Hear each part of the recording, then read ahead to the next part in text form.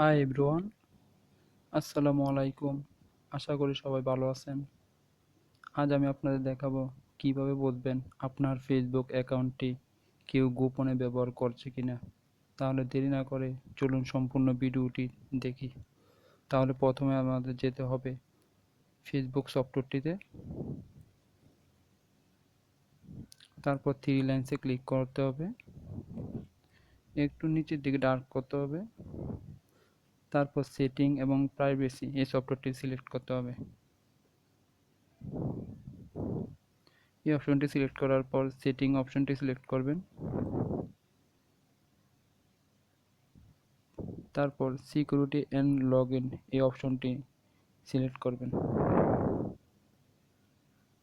করার পর এই অপশনটি সিলেক্ট করে দেখবেন where you are log in select all এ সিলেক্ট করবেন। তারপর দেখবেন অসংখ্য মোবাইলের মডেল থাকতে পারে আপনার।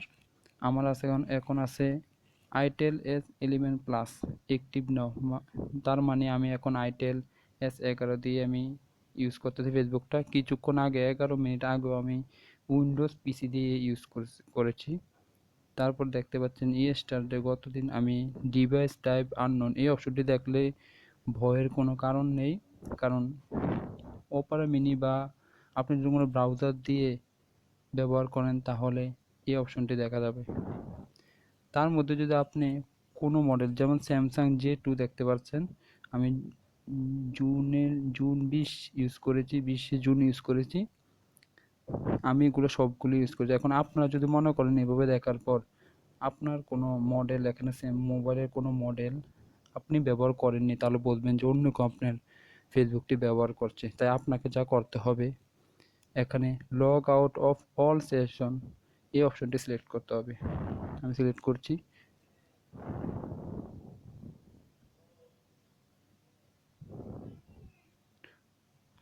লগ আউট করে দিবেন।